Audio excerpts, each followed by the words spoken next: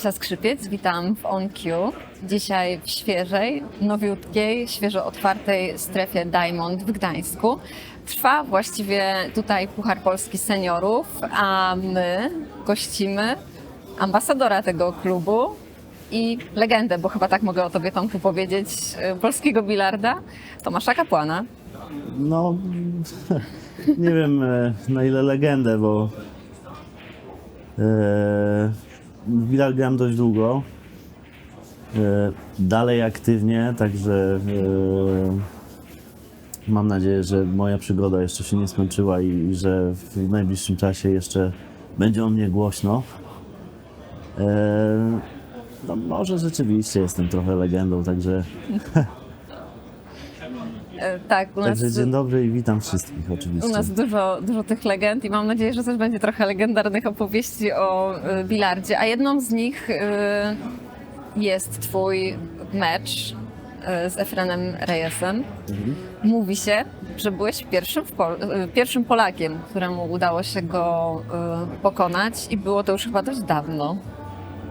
To, ja powiem tak, no jak ja zaczynałem grać w bilard, to Efren Reyes nagrywał jakby spoty reklamowe, promował piwo z Jackie Chanem i na moich pierwszych mistrzostwach świata, na których właśnie byłem, to była to tak rozpoznawalna postać, że no dla mnie to było coś jakby niesamowitego, jadąc na Filipiny i w momencie, kiedy nie wiem, on pojawiał się gdzieś, nie wiem, na ulicy, to wokół niego zbierała się jakby olbrzymia ilość osób, które chciały sobie z nim robić zdjęcia, nie wiem, porozmawiać z nim, no.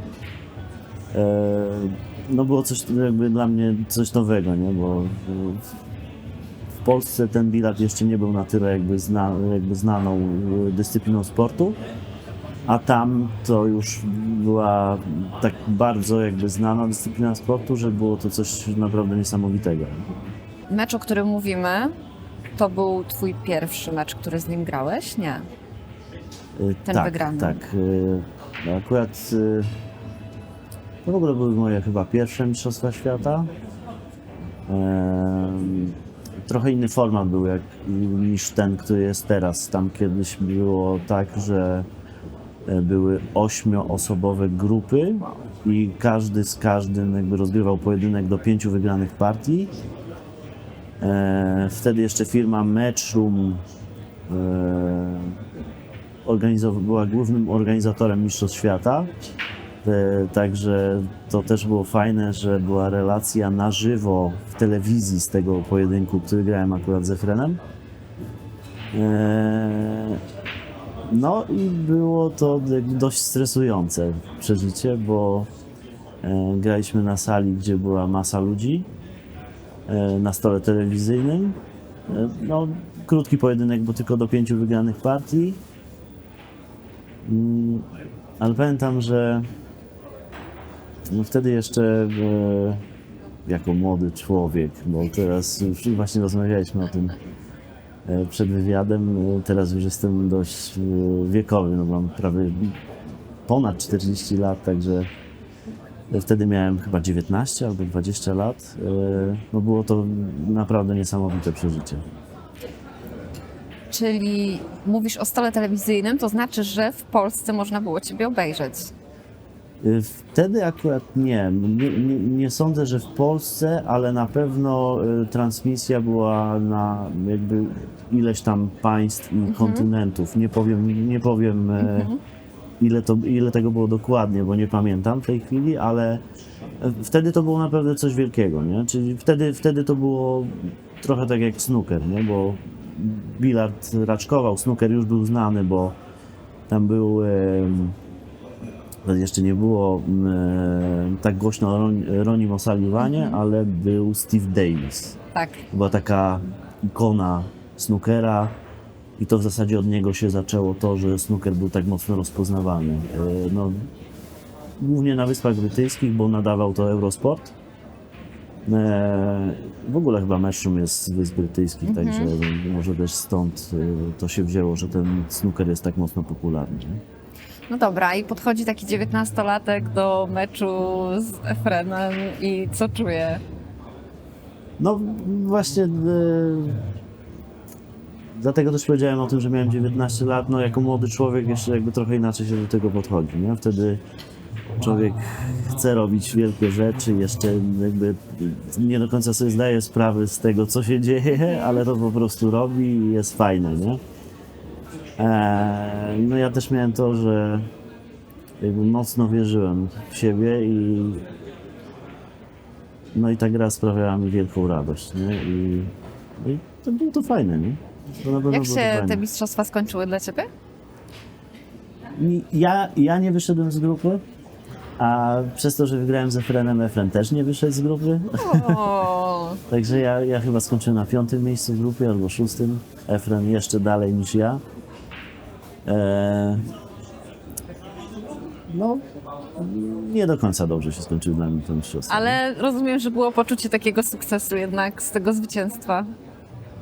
No, to była legenda, nie? Że jak się jechało na turniej i w ogóle miało się okazję zagrać z kimś takim jak Efren, to było coś wielkiego, naprawdę. Także no, naprawdę fajne przeżycie. Kto był dla ciebie takim właśnie idolem, jak zaczynałeś? Dla mnie? Brat. Brat. Tak, miałem starszego brata, który już grał w bilard. Już był w sumie w kadrze polskiej, jak ja zaczynałem, czyli był jednym z najlepszych Polaków, jeżeli chodzi o grę w bilard. Z medalami mistrzostw Polski, chyba w sumie mój brat jako pierwszy Polak wygrał taki turniej, gdzie grało ponad 100 osób w Polsce. Puchar Polski, nie pamiętam w jakiej to było miejscowości, ale to też był jakby wielki sukces wtedy. To były w ogóle czasy, gdzie my nie mieliśmy dostępu do takich jakby wielkich gwiazd. Na przykład jak ja zaczynałem, to taką wielką gwiazdą był Ralf Soke, był Olivier Ortmann, był Thomas Engert, był jeszcze taki Szwed, Tom Storm. To były takie osoby, z którymi w sumie nawet nie mieliśmy okazji gdzieś tam zagrać, bo nie jeździliśmy na turnieje międzynarodowe, tylko raczej graliśmy w turniejach, które rozgrywane były w Polsce, nie? I ten poziom gry był dla nas trochę taki nieosiągalny, nie? Że jedyną osobą, która jeździła na te turnieje, to był wtedy w tamtych czasach Radek Babica, a tak poza tym to nikt nie jeździł nigdzie, nikt. A myślisz, że coś takiego stało, że właśnie nagle Polska tak urosła? Bo to wy byliście tymi, którzy zaczęli rosnąć w ogóle, nie? Co się takiego wydarzyło, że nagle mówi się o was jako o legendach, mówi się o was za granicą, że jesteście tacy super. My trochę przecieraliśmy jakby szlaki, nie? Ja, Radziu, był jeszcze Mariusz Roter, Karol Skowerski, Mateusz Śniegowski. To są te osoby, które jako pierwsze zaczęły systematycznie jeździć na turnieje, ale nie tylko w Polsce, ale i w Europie, nie? No i jakby trochę przecieraliśmy szlaki, ale chciałem wrócić właśnie do tego, co mówiłem wcześniej, że nie mieliśmy dostępu do tej wiedzy, którą teraz na przykład młodzi zawodnicy mają podaną choćby nawet od Michała Muklewicza, który jest w stanie im to przekazać. Coś, czego my uczyliśmy się tam, powiedzmy, nie wiem, przez parę lat, on jest im to w stanie przekazać w parę miesięcy. No? I jak ja zaczynałem, to były takie czasy, że były organizowane pokazowe mecze. Przyjeżdżał na przykład do Polski Ralf Soket, czy właśnie Olivier Ortmann i oni rozgrywali pokazowe mecze z najlepszymi Polakami. I to było tak, że zagrać z nimi to było coś naprawdę wielkiego. Nie? No jednym właśnie z tych Polaków był mój brat i te mecze były takie, że kończyły się wynikami 10-1, 10-2. No było to coś takiego, że oni byli poziomem na tyle jakby wysoko, że to było dla nas nieosiągalne. No i w momencie, kiedy my zaczęliśmy jeździć na te zawody, to mogliśmy się nauczyć tego, co oni potrafią, bo jakby samym tym patrzeniem na to, co oni robią na stole, mogliśmy doskoczyć poziomem w trochę szybszym tempie niż ucząc się samemu. Tak, bo nie było okazji gdzie patrzeć. To nie jest sport, który oglądamy w telewizji. Wtedy też nie.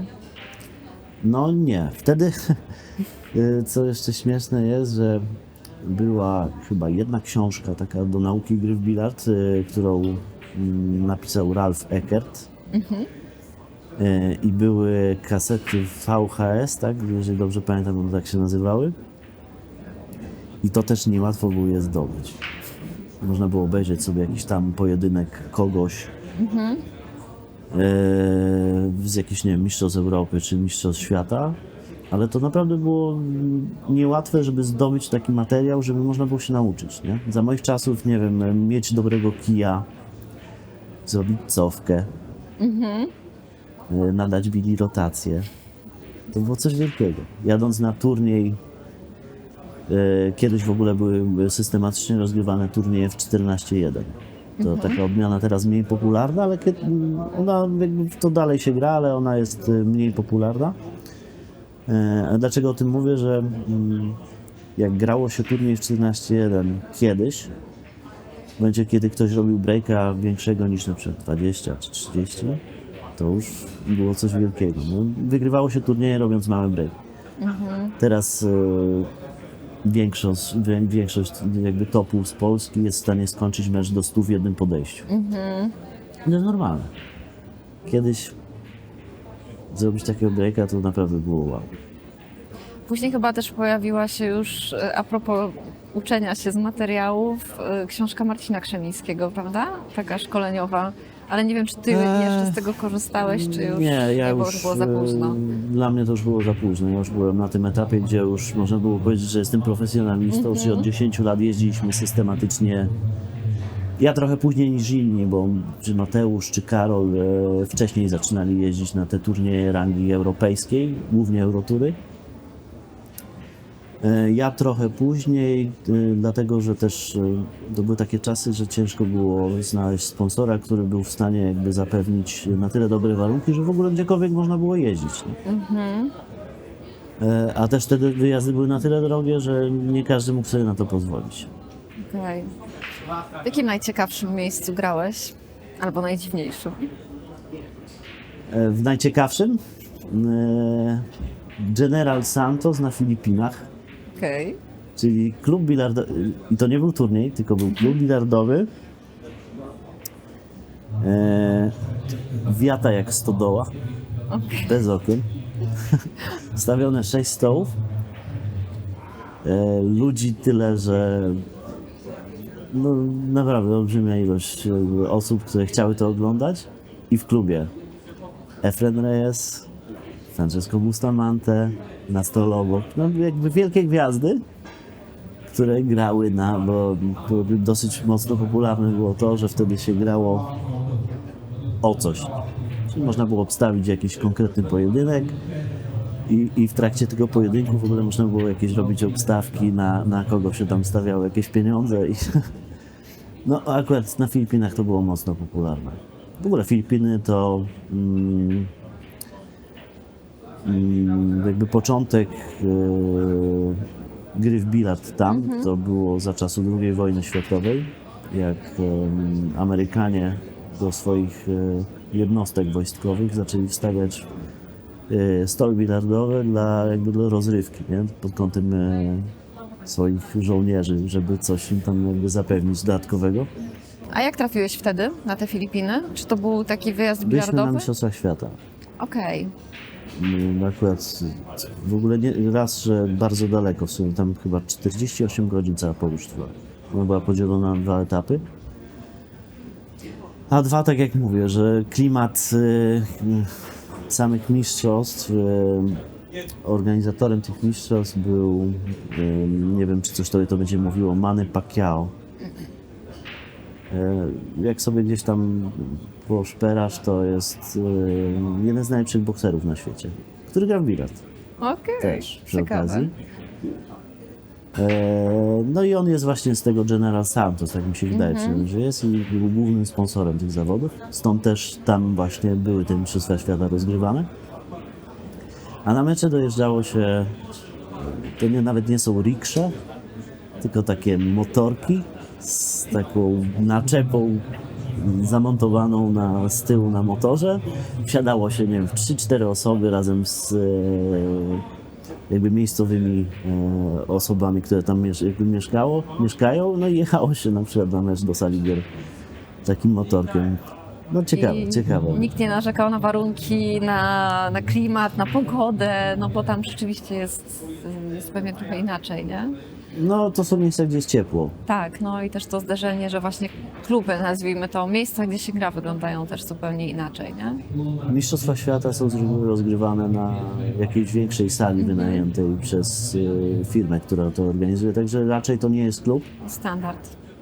No a w General Santos, jakby to było w tym klubie, w którym graliśmy, no to jakoś sobie tego nie mogę wyobrazić, ale byłoby ciekawie. No. Z kim tam byłeś? Z Polaków? Wtedy akurat już to był czas, gdzie większa ekipa z Polski zaczynała jeździć. Wtedy jeszcze nie było Daniela Macioła, chyba nie było jeszcze Wojtka Szewczyka, to nie były ich czasy zupełnie, to było jeszcze za wcześnie, oni byli za młodzi. Już grali pewnie gdzieś tam w jakichś juniorskich zawodach, gdzie już pokazywali, że trzeba się z nimi liczyć. Ale ich jeszcze tam wtedy chyba nie było. Był na pewno Mateusz, był Karol Skowerski, może już Mieszko Fortuński. To już może były te czasy, że oni może już gdzieś tam zaczynali jeździć. Ale to jeszcze jakby nie były te czasy, gdzie oni wygrywali turnieje w Europie czy na świecie. Twój brat, czy to jest tak, że to on zaczął z tobą grać i od niego tak się zaraziłeś graniem? No, mój brat uczył mnie, w sensie pierwsze tam kroki przy stole, to właśnie były takie, gdzie właśnie mój brat już grał i był w stanie mi jakby przekazać też tą wiedzę, którą już on gdzieś tam zdobył. No, miałem trochę lepszy start niż inni, ale to też nie było tak, że on był na jakimś takim super wysokim poziomie, żeby ten mój bilard był od razu taki z najwyższej półki, nie? Trzeba było się i tak potem jeszcze szkolić i zdobywać tą wiedzę, ale no tak jak mój brat rzeczywiście był tą pierwszą osobą, która pokazała mi grę w bilard. Mówiłeś w ogóle o tych cofkach, nie? Że to było coś takiego fajnego, jak się zrobiło. No to było Co było jeszcze takiego dziwnego? Znaczy, wiesz, co mogło ciebie wtedy zaskoczyć? Nie wiem, tak jak przypadkowego człowieka dziwi jump na przykład, nie? Co mogło nie mieliśmy wtedy ciebie zdziwić? nie było czegoś takiego jak kij do skoków. Za moich czasów kijem do skoków była szczytówka kija do gry. Rozkręcało się kija i ta połowa, czyli ta szczytówka, no była też kijem do skoków. Nie było takich końcówek, które teraz są specjalnie przystosowane do kijów, do skoków, które umożliwiają te skoki że nawet przy bliskich odległościach, nie? Kiedyś nie było szans na coś takiego. Kiedyś jak ktoś w ogóle przeskoczył bilę, to już było coś. To naprawdę już było coś. Zrobić Maseja na przykład, nie? Czyli jak Kula robi łuk, to było coś niesamowitego. Ktoś na to patrzył, to było wielkie wow, nie? Ale Zrobić rozumiem, że za partię granicą to działało. No tak, jak mówiłem, no taki Ralf Soke, czy tam ta czołówka europejska, no to oni to wszystko potrafili robić, nie? My nie umieliśmy tego robić. My się Partia z uczyliśmy. kija? Pamiętasz swoje partie z kija pierwsze? Ja pamiętam swoje prace, tak. I to były takie czasy, że zapisywało się to często, nie zawsze, ale zapisywało się takie rzeczy w zeszycie. Pierwsze partie z kija, no. Jest taki jeden zawodnik, Piotr Cepil z Krakowa. Nie wiem, czy dalej to robi, on całą swoją karierę zapisywał w zeszycie. Wszystkie turnieje, w których grał, zapisywał właśnie w zeszycie. Chcemy zobaczyć swój zeszyt. No. Ja pamiętam początki, że no, zrobienie pierwszej partii z kija to było też wielkie przeżycie. Zrobienie pierwszego breaka 100 w 14:1 to też było wielkie przeżycie. Pamiętam, że miałem taki cel właśnie może też stąd akurat w tą grę się czułem najlepiej, że bodajże chyba 2 lata zajęło mi takiego grania po 4-5 godzin dziennie, żeby zrobić breaka 100 w 14.1. Miałem swój cel i za każdym razem jak przychodziłem do klubu, to zaczynałem grę od właśnie odmiany 14.1, dotąd aż zrobię 100 breaka w 14.1. Wow. Bo też około 2 lat mi to zajęło. Nie powiem dokładnie, ale no dość długo. Ale to też była ta odmiana, w której masz medal Mistrzostw Europy. No dlatego mówię, tu się czułem najpewniej i mam nawet zdobyłem tytuł Mistrza Europy. Nieskromnie powiem, jako pierwszy Polak w historii zdobyłem tytuł Mistrza Europy właśnie w 14.1. Pierwszy medal zdobył Radosław Babica parę lat wcześniej, nie wiem jaką odmianę w sumie, bo potem to już się posypało. Że Polacy teraz to mają tych medali Mistrzostw Europy duży worek, a niektórzy nawet po kilka razy wygrywali tytuł Mistrza Europy. Nie wiem, Mieszko Fortuński, Konrad Juszczyszyn, Mateusz Śniegocki, Karol Skowerski tylko raz chyba. No naprawdę Tak, jest grono tych osób, no, Wojtek Szewczyk, Daniel Macieł jeszcze nie, to jeszcze nie jest jego czas. Jeszcze ma czas. Jeszcze ma czas, no on jest młody, za młody. No. Słuchaj, 14.1, skoro tak mówisz o rekordach, no bo to ważna odmiana. Właśnie co Ciebie w niej kręciło? Czy to właśnie chodzi o to, że tam możesz sobie stawiać takie ostre cele?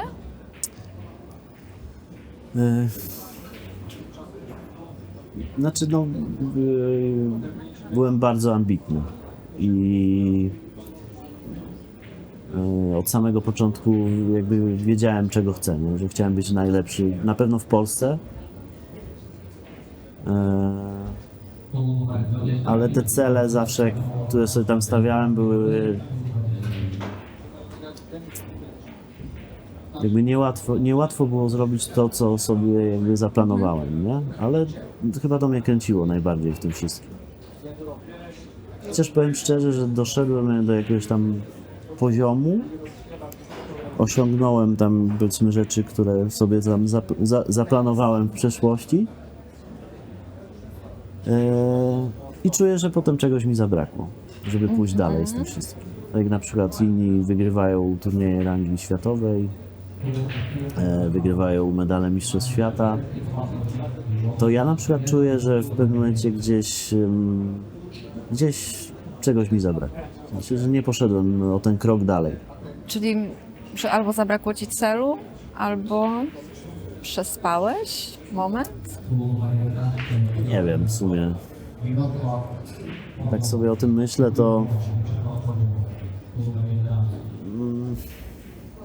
mówię, trochę w innych czasach zaczynaliśmy, może trochę za późno zacząłem jeździć na te zawody, gdzie można było rywalizować z tymi najlepszymi, bo tak naprawdę przez pierwsze 10 lat swojej kariery takiej zawodowej to grałem z reguły tylko w zawodach tutaj w Polsce, u nas w kraju.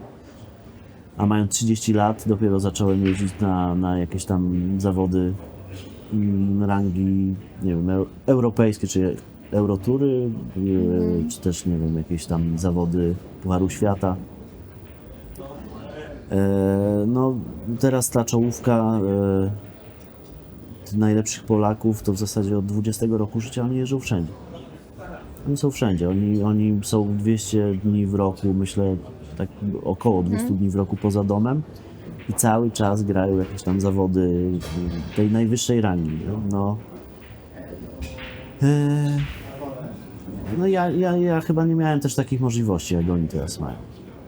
Myślę, trochę za późno wystartowałem z tym wszystkim, a potem już ciężko mi się było przebić. No, nie wiem, może trochę wiedza i planowanie. No bo Ale pewnie nie wiedza- miałeś świadomości o pewnych rzeczach, że nie wiem, że można je wykonać, że można gdzieś dotrzeć i tak dalej. Wiesz co, nie wiem. Wydaje Czy mi się, że już możliwości? jakby był taki moment, że wiedzę mieliśmy dużą, nie? Że To była taka nasza trójka. Ja, Mateusz i Karol. Ja pamiętam od samego początku, my żeśmy wszystkiego uczyli się wspólnie. Każdy mecz, który oglądaliśmy, kogoś lepszego analizowaliśmy, wracaliśmy do klubu, uczyliśmy się tych rzeczy, które oni robili, a my ich nie znaliśmy. No tylko tak jak mówię, no wydaje mi się, że w mojej ocenie no trochę za późno to się wszystko wydarzyło, jeżeli chodzi o moją karierę. Co jeszcze ciekawe, na przykład powiem, kiedyś było tak, że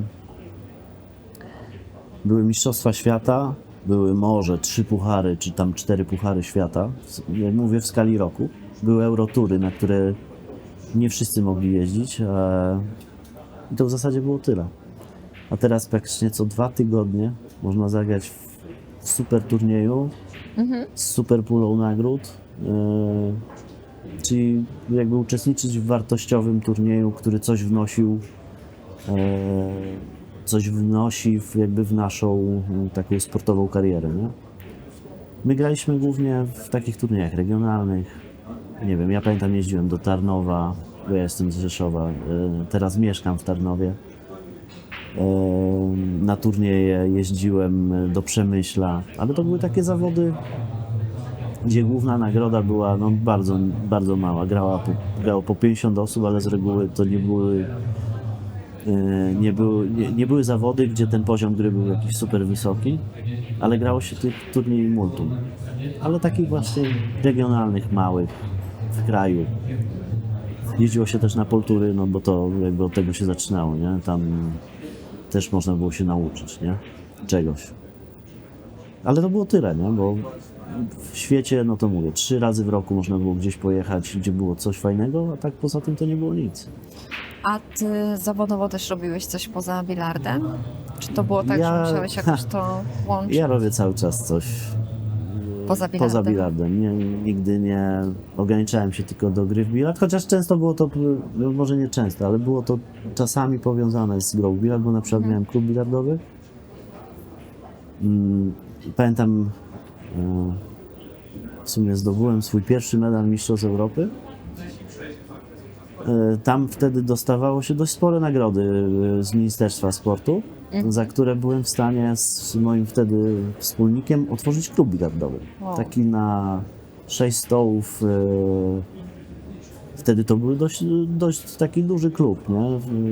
Jak gdyby na tamte czasy. Ale można było to zrobić, nie? Przy okazji tam, bo już mając medal Mistrzostw Europy, mogłem sobie tam nawiązać współpracę z jakimiś firmami z branży. Wtedy pamiętam, to była firma Billcross. Tak, to była firma Billcross. W ogóle mój klub bilardowy wtedy się nazywał Billcross. To była część takiej naszej umowy, którą nawiązaliśmy. No to było to, że właśnie musiałem klub nazwać marką jakby stołów bilardowych.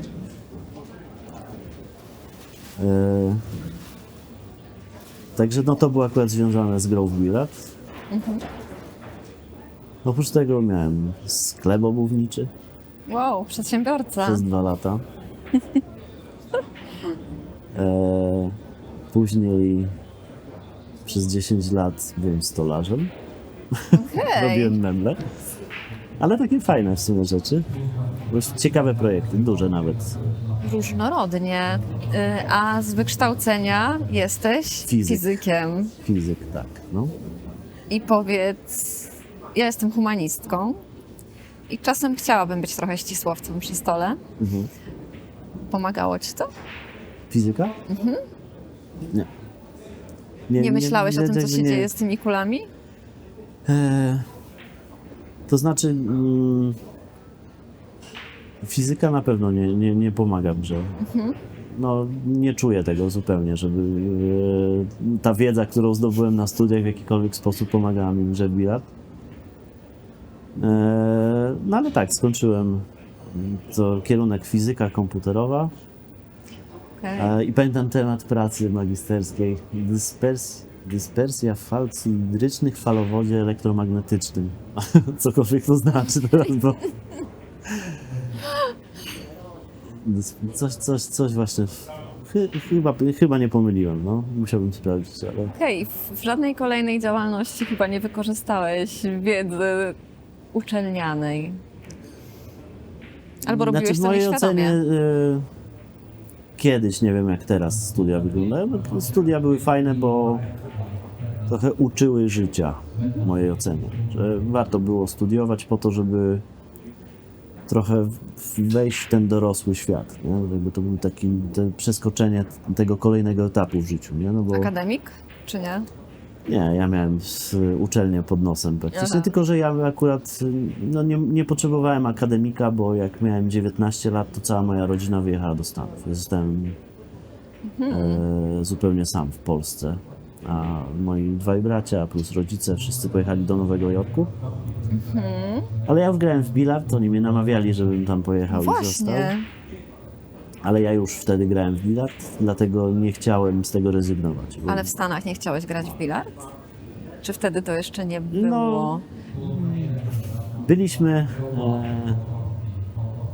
ja i Mateusz Śniegocki, no chyba pierwszymi Polakami, którzy wymyślili sobie taki trip do Nowego Jorku właśnie, żeby grać w bilard. Byliśmy tam, Mateusz wytrzymał 2 tygodnie, ja byłem miesiąc i jeździliśmy po klubach bilardowych, żeby grać na pieniądze, bo to było takie modne, nie? Wtedy się oglądało filmy, jak bilardziści grają na wielkie pieniądze. I mieliśmy taki, to chyba cel, nawet nie tyle zarobić, ale nauczyć się czegoś. I w sumie byliśmy młodzi, bo mieliśmy 20 parę lat. I jeździliśmy po całym Nowym Jorku i graliśmy w bilard na pieniądze. Jak szukaliście klubów? No wiesz, wtedy nie było mapy Google, w której znaleźlibyście. Ale to nie było trudne. Nie? Wtedy to wystarczyło kogoś w Europie spytać, gdzie jest jakiś klub, a jak już się trafiło do jednego klubu, to też nie było problemem, żeby znaleźć kogoś, kto będzie chciał z tobą zagrać o coś. Ameryka trochę taka jest, nie? Że pamiętam, weszliśmy do klubu, nie pamiętam, ten klub w ogóle chyba do dzisiaj istnieje, Steinway chyba się nazywał, nie pamiętam. Zaczęliśmy tam, Mateusz ma taką łatwość nawiązywania kontaktu z ludźmi. No ma. Taką szybko jakby nawiązywał kontakt, zaczynaliśmy z kimś grać. I pamiętam jak dziś tam był taki zawodnik, nazywał się Ginki. On już jest świętej pamięci, bo nie żyje. Pamiętam, że zaczęliśmy z kimś tam grać i zaczęliśmy wygrywać w sumie. Nie wiem, czy potrzebne to było, że wygrywaliśmy, ale jakby z kim graliśmy, to wygrywaliśmy. I oni tam mówią call to Ginki, nie? No musi przyjechać Ginki, nie? No i przyjechał Ginki. I w sumie pamiętam, że wygrał z Mateuszem, potem graliśmy, ja grałem z nim. Pamiętam, graliśmy od 22 do 6 rano w bilard. Sety takie dłuższe do 10. Chyba 4-2 wtedy wygrałem w setach. Ponad 20 lat temu. I już nikt z nami nie chciał grać później. Bo Ginki był wtedy najlepszym w Nowym Jorku zawodnikiem. I już nie byliśmy w stanie z nikim zagrać. Nikt nie chciał z nami grać. Gdzie nie pojechaliśmy do klubu, już wszyscy wiedzieli, że jak przyjedzie 2 Polaków, to nie grajcie z nimi na pieniądze. No, tak było. I to też pokazywało, że już jesteście tacy dobrzy. No nie, już wtedy poziomem, No. tak jak mówię, doskoczyliśmy. Już no, dużo nauczyliśmy się. Także już było fajnie.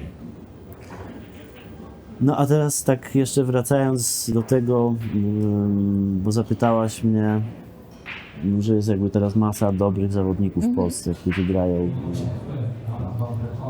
No i jesteśmy w zasadzie czołówką nawet nie w Europie, ale na świecie. Pewnie niektórzy się ze mną nie zgodzą, ale w mojej ocenie to jest duża zasługa całego systemu szkoleniowego, który mamy w Polsce. Że możemy się czegoś nauczyć szybko, mamy od kogo i mamy gdzie. A z tego, co jakby ja wiem, bo jeżdżę jeszcze dalej aktywnie w sumie na turnieje te europejskie, to nie ma drugiego takiego kraju jak nasz. Dlatego i ten wielu to poziom mówi. jest coraz wyższy.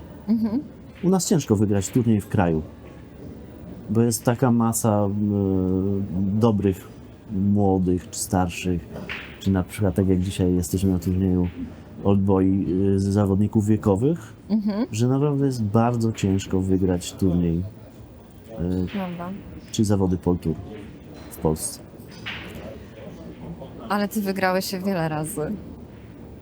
Liczysz? Dużo mam. Nie. Znaczy ja nie liczę, ale ja na zawody jeżdżę z Karolem, który pracuje w biurze Polskiego Związku A, on ma Bilardowego. policzone.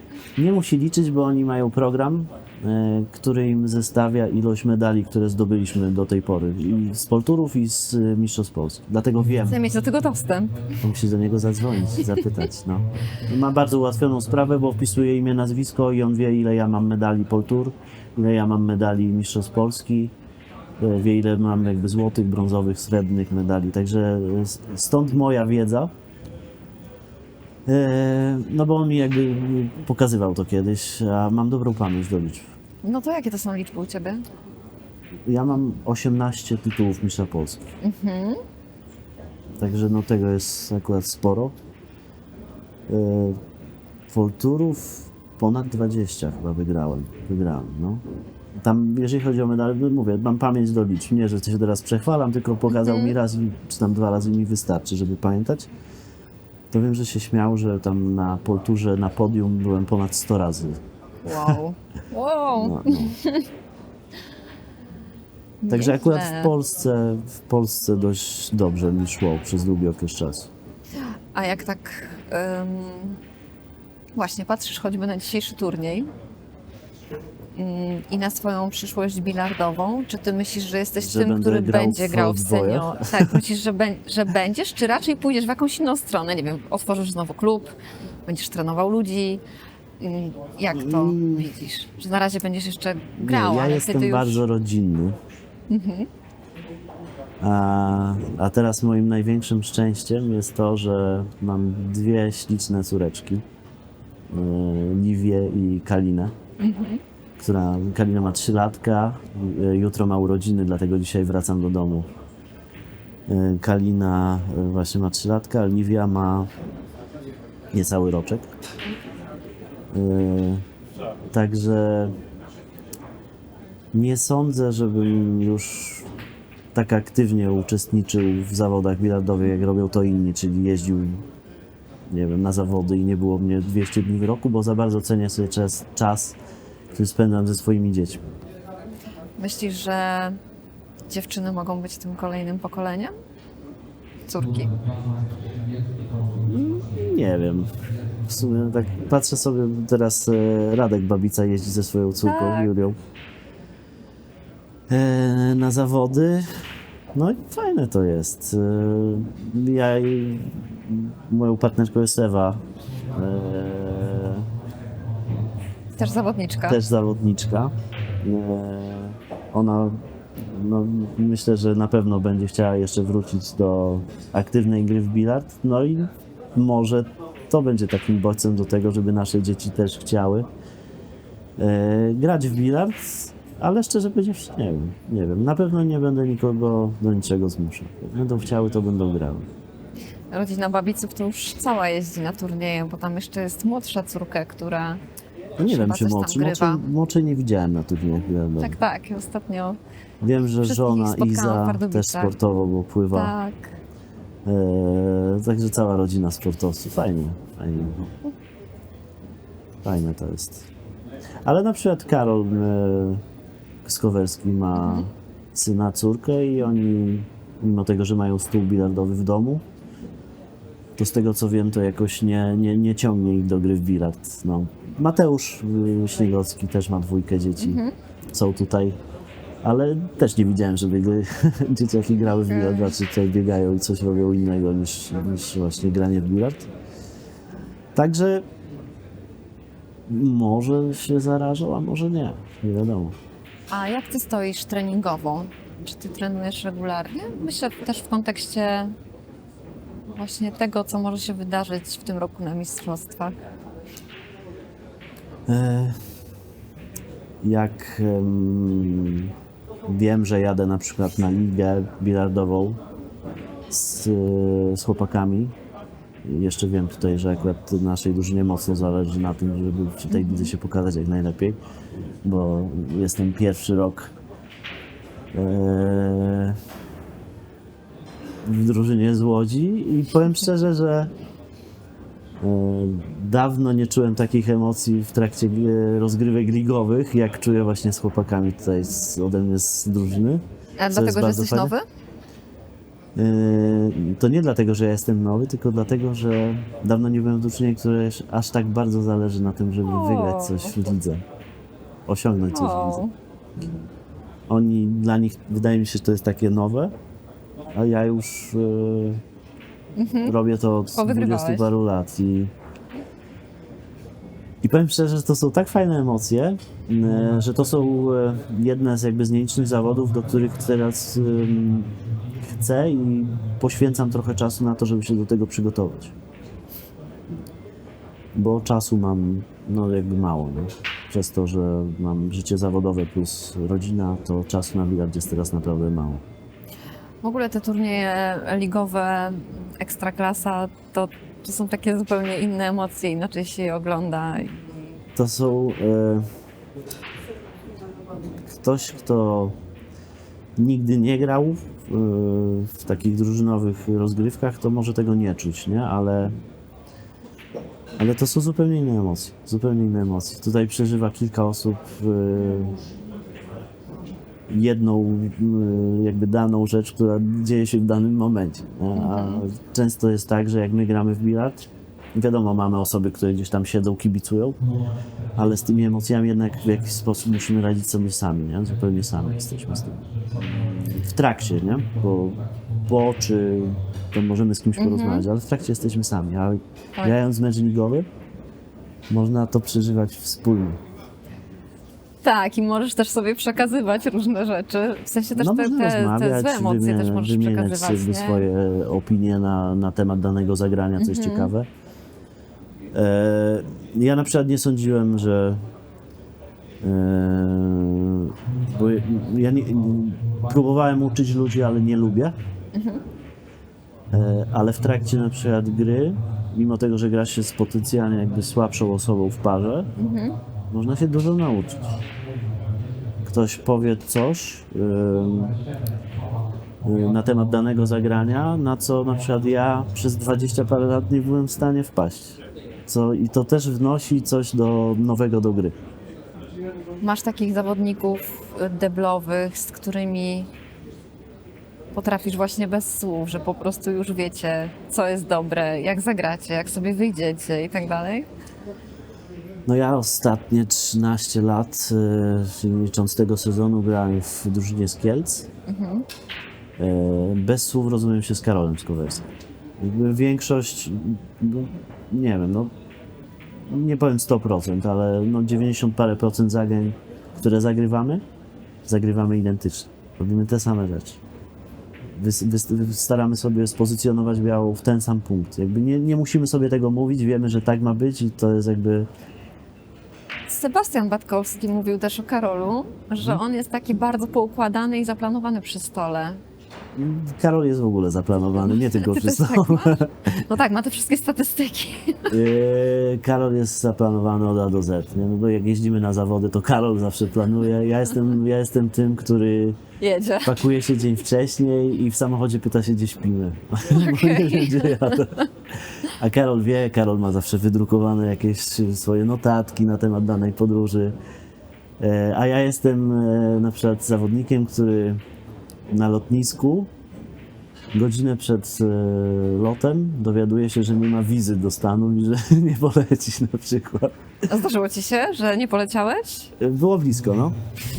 Było blisko, no bo myślałem, że mam wizę, nie wiem, jest tak, że jak oni wbijali wizę do Stanów, a kończyła się data ważności paszportu, to trzeba było trzymać stary paszport, bo w starym paszporcie była wiza. A jechało się na nowy paszport już, nie? No, trzeba było mieć 2 paszporty ze sobą. Ja zapomniałem paszportu. W Krakowie się dowiedziałem, że zapomniałem. To już były czasy, gdzie trzeba było mieć ST.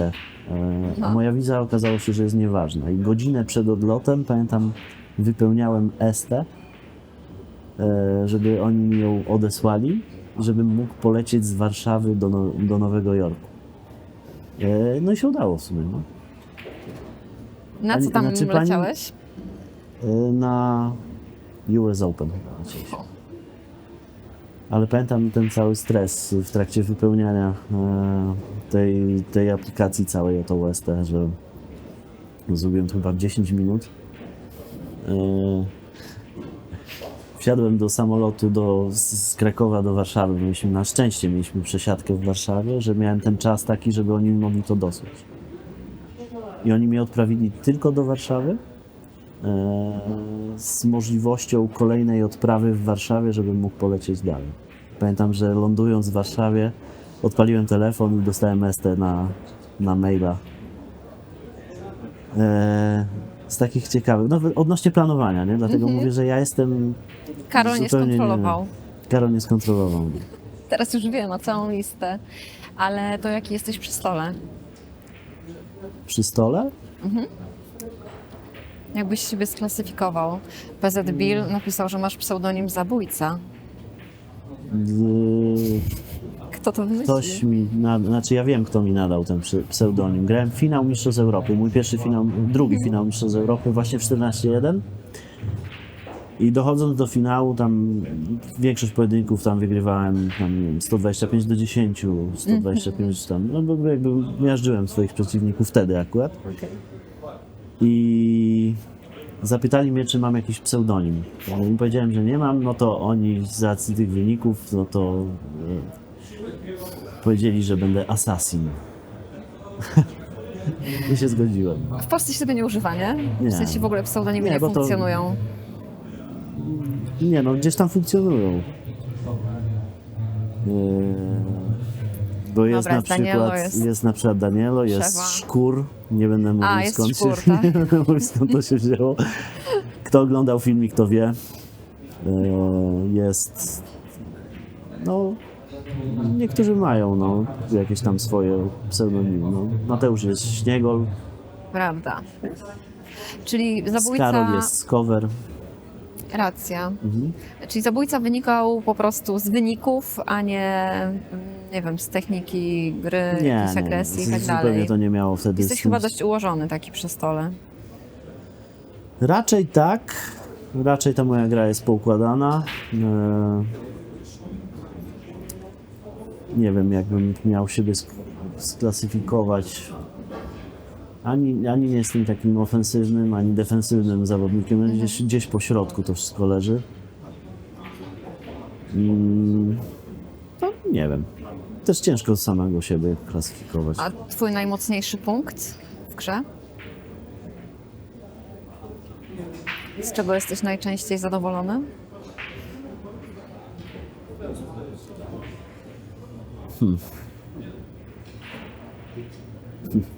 Z reguły pamięta się najsłabsze punkty, nie?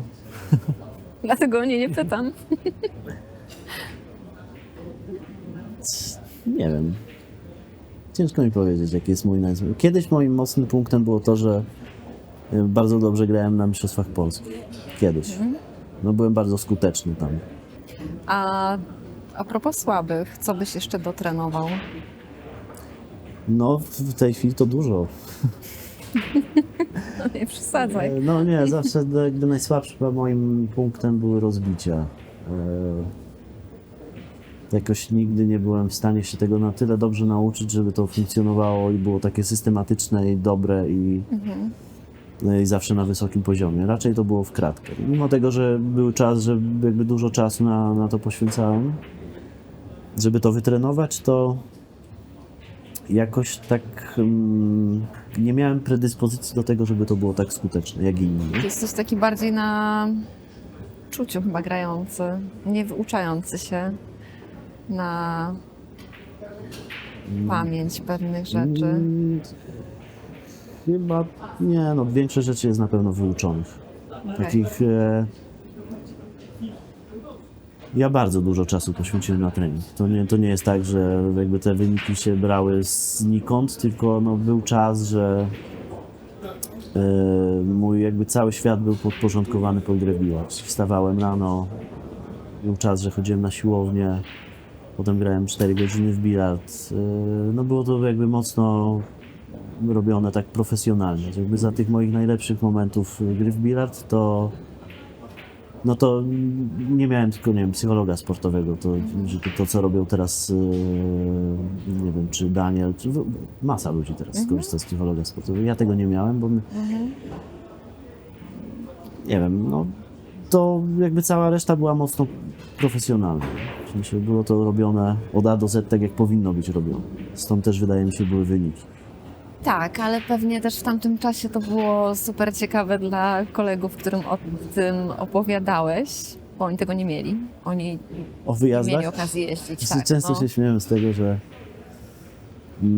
kiedyś fakt było tak, bo teraz to jest z racji tego, że mamy, nie wiem, tanie linie lotnicze, tanie wyjazdy, generalnie wszędzie można sobie polecieć, w zasadzie każdego na to stać.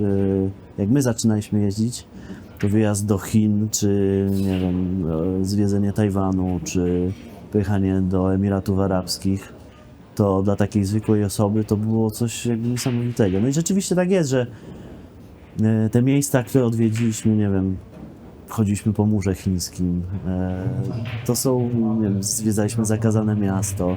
To są takie rzeczy, których nikt nam nigdy nie zabierze, a na pewno warto choćby nawet z tego względu jeździć na te wyjazdy, bo to jest coś niesamowitego. Było dużo jakby fajnych wyjazdów, ale to jest coś pewnie, o czym się nie mówi, ale jest też dużo takich miejsc, do których się wraca po kilka razy w roku i to już nie jest fajne. Czy na przykład jedziemy na turniej do Włoch i tam wszyscy mówią, ojej, jedziesz do Włoch, będziesz pod Wenecją. A ty już nie chcesz wychodzić z tego hotelu. A my lądujemy 3 km od lotniska, lokujemy się w hotelu na 4 dni, nie wychodzimy z hotelu, jesteśmy tam 20 raz i w tym samym miejscu, w tym samym hotelu i to już na przykład nie jest fajne, nie? Ale na przykład za miesiąc lecimy do Wietnamu i to będzie miejsce, pierwszy raz od chyba iluś tam lat lecę w miejsce, w którym jeszcze nie byłem. I to jest ciekawe. O, czyli to się ciągle może I pierwszy raz w tym roku Mistrzostwa Polski są w innym miejscu. W innym, ale nie w miejscu, w którym już nie było Mistrzostwa Polski. No dobra, to tylko dla mnie w innym. Już były tam Mistrzostwa Polski. No. Ale fajnie, że się to zmienia i że możesz jeszcze smakować czegoś nowego w bilardzie, bo no dobra, mógłbyś jeszcze w hejbola grać, to też by było coś nowego. No, koledzy z mojej byłej drużyny przerzucili się na hejbola. Grają tylko w hejbola. Tak. Ale mają też dostęp do tego. No w Polsce tylko oni chyba mają dostęp. Nie wiem, czy jeszcze jest w Łodzi. Tak. Tam W można strefie pograć. można pograć w hejbola, a tak ogólnie to nigdzie w to nie można pograć tak naprawdę. Także ciężko mówić tutaj o tym, żeby się przerzucać na coś innego, nie ma się do tego dostępu. Ale myślisz, że to będzie tak, jak mówi Karol właśnie, że hejbol będzie na olimpiadzie i że będzie można w tym, czy już można wygrać lepsze pieniądze? Ale że to się wydarzy? Ciężko mi powiedzieć. Nie umiem odpowiedzieć na to pytanie, bo myślę, że duża grupa osób walczy o to, żeby bilard był w ogóle na olimpiadzie. No, jesteśmy tą pokazową dyscypliną, nie? Co 4 lata. Teraz Wojtek był 4, tam otarł się o medal. No byłoby to niesamowite, żeby w czymś takim jakby brać udział, ale czy to się uda? Nie wiem, nie mam pojęcia. To są różne dyscypliny na olimpiadzie, nie wiem, pole dance na przykład. Też. Chyba jest, nie? Także no jest duża szansa, że gdzieś tam kiedyś pewnie może i bilard będzie, no ale czy teraz? Nie wiem. Cóż, trzymamy kciuki za to, żeby w tym bilardzie działo się jak najwięcej, a się dzieje. Dzieje Co się. też widać dzisiaj. No dzieje się. To I jest fajnie, że się dzieje wielopokoleniowo. wielopokoleniowo i to jest super, że właściwie od maluchów do seniorów już teraz Tak, możemy oglądać dobrą grę i to jest fajne. fajne, bardzo fajne.